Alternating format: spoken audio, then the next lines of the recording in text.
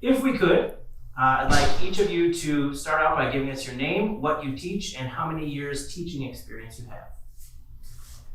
All right, I guess I'll go. So I'm Mr. Johnson. I teach chemistry and honors chemistry, and this is actually my first year teaching. I'm Ms. Montgomery. I teach geometry, college algebra, and college statistics. This is now going to be my 10th or 11th year. I forgot, but it's 10 plus years of teaching. Oh.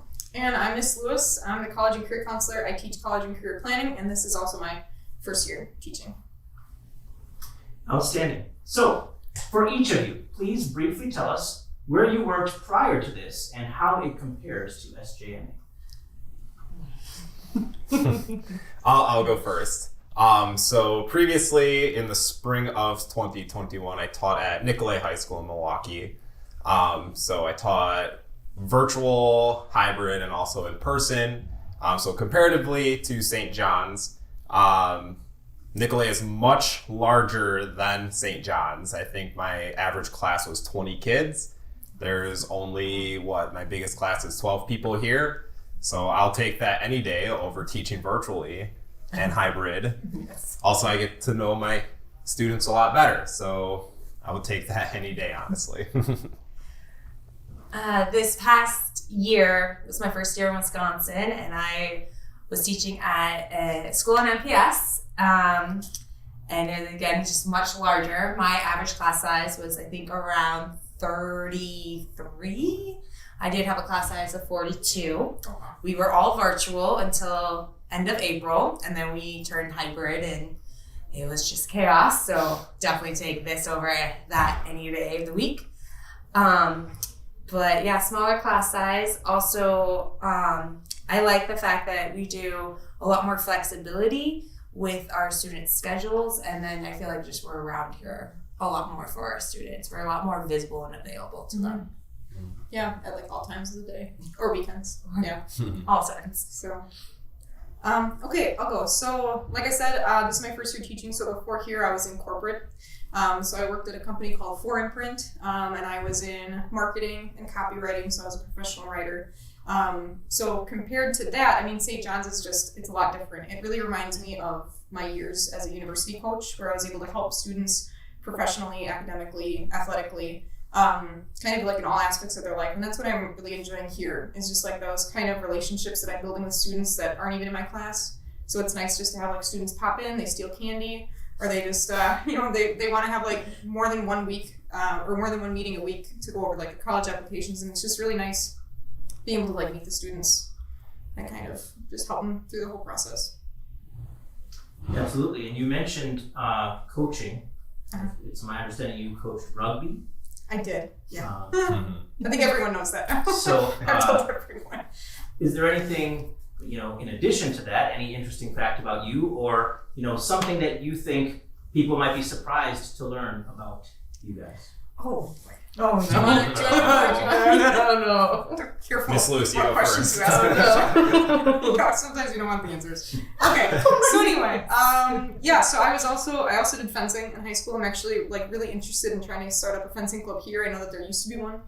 So because I was a fencer, sorry, what? Olympics.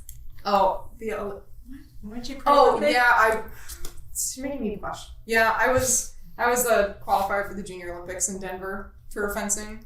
So that was pretty big. But yeah, that, and then I have a master's degree in Victorian literature.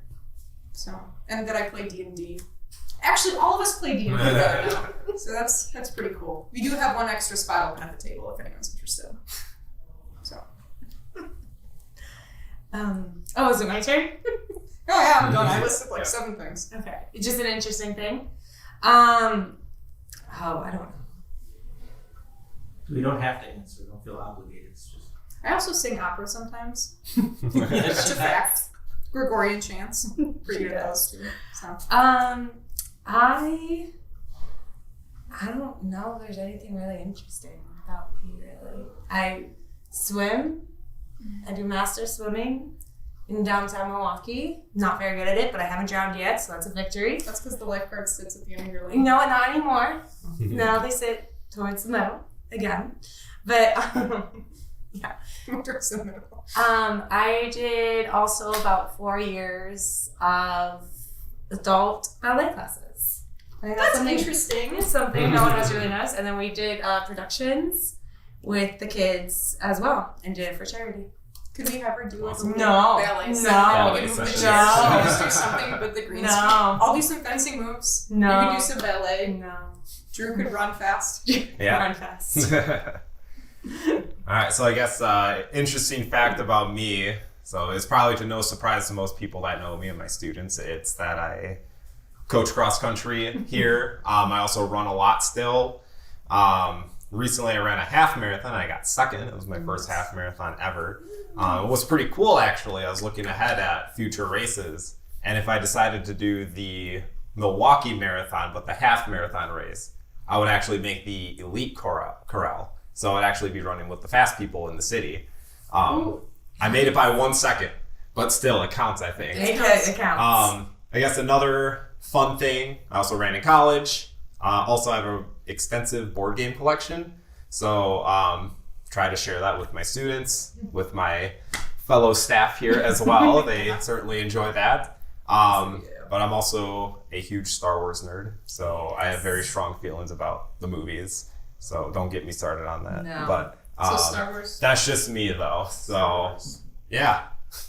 Not Star Wars. You're Star Trek. I'm What's Star Trek. I'm Star Trek. You're Star I'm Trek. Battlestar Galactica. Expensive in as much as you have a lot of them, or they're like expensive games?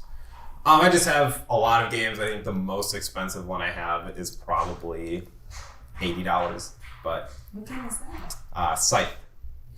Oh. Yeah, so Gloomhaven will run you about 200 in case you're interested. It's a game you can only play once, and you have to throw it away. Sad.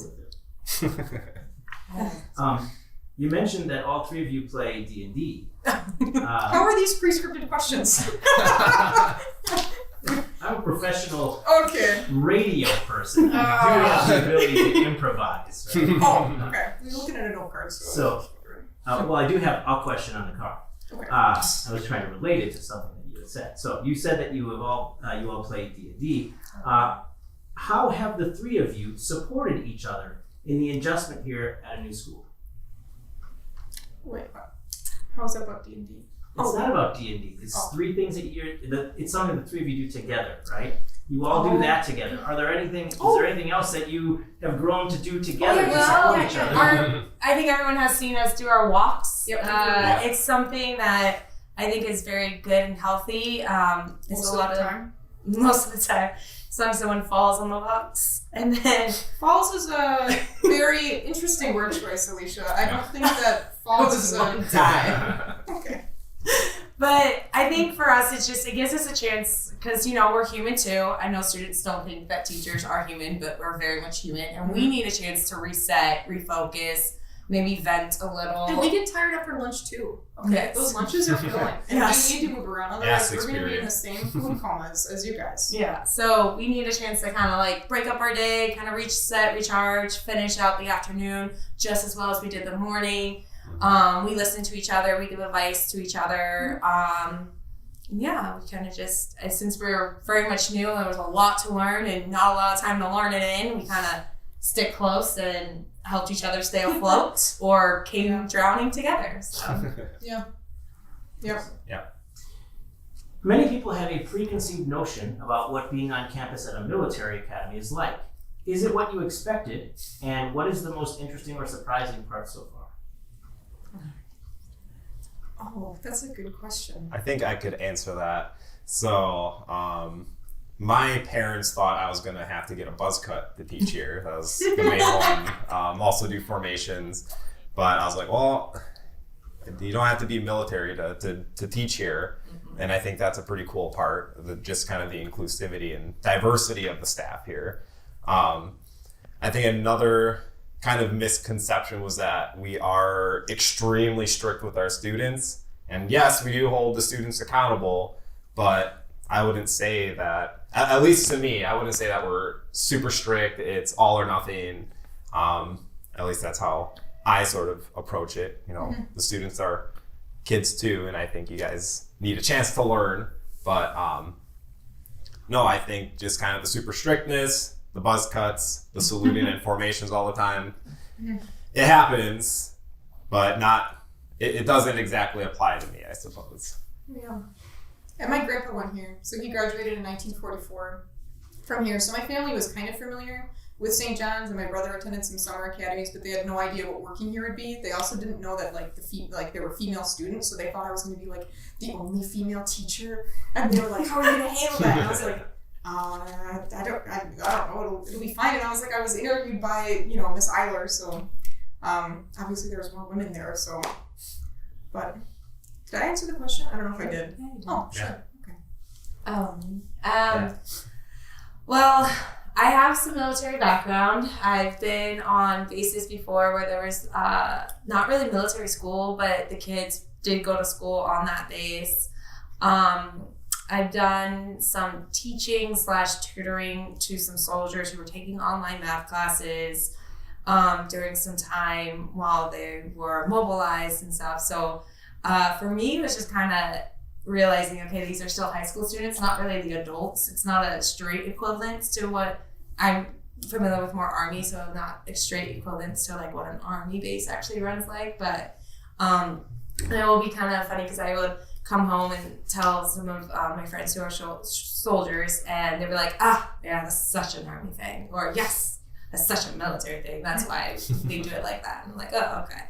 So, but yeah, no, I was actually worried that we would have to wear a certain type of uniform versus a dress code. So that was my little worry. But yeah, we're good. In the old days, they did. Before I started. Yeah, they had ranks of either captain or major, and it depended on your degree.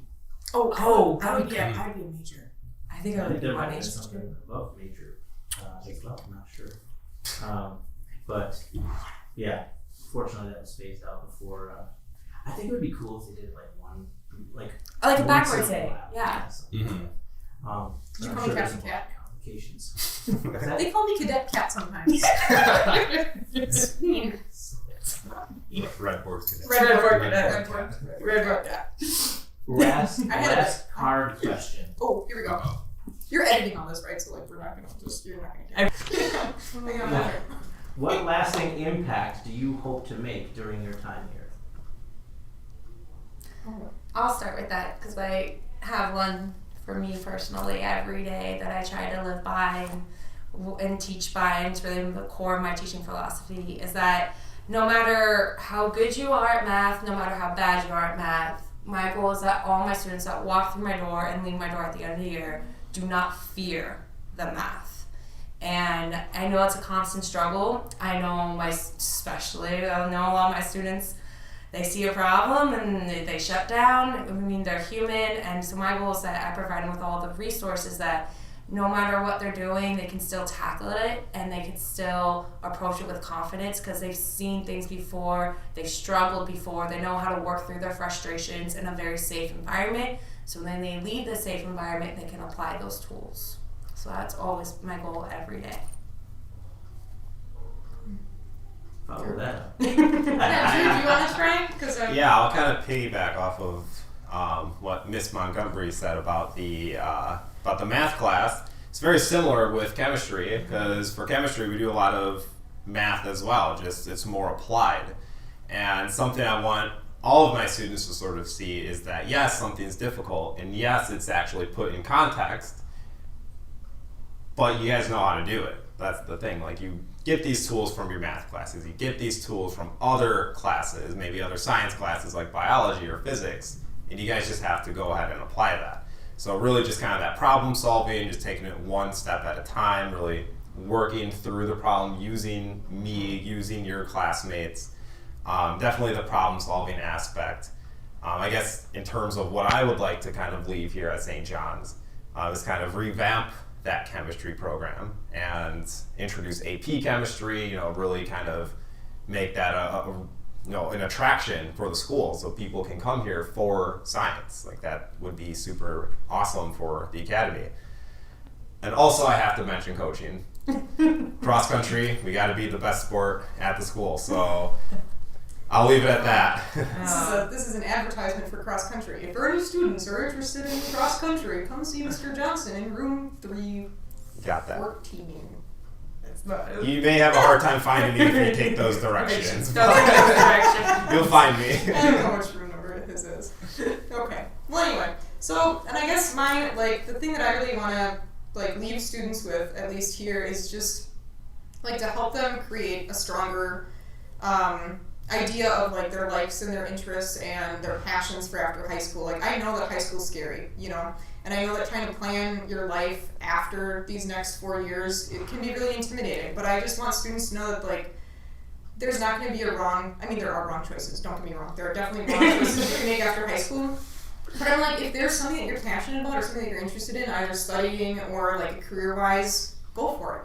And college does not have to be a 4-year university. College is basically any kind of higher education that prepares you either professionally or vocationally.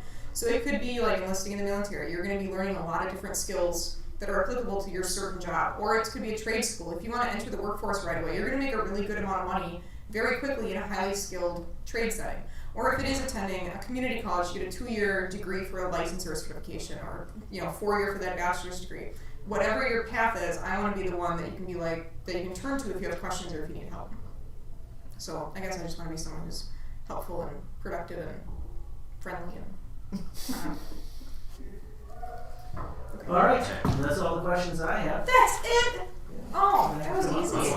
But honestly, the segment is probably only going to be 3 to 5 minutes long, and what I'll probably end up doing is I'll edit out your laugh because I know you don't want it in there, but it was very nerdy. It'll probably be one of those where it's a severely edited part in the actual episode, but it'll say see the full interview on the YouTube. Yes. So you'll be able to see the full interview on there. So anything else you guys want to put out there? I chewed gum the whole time. And I burped twice.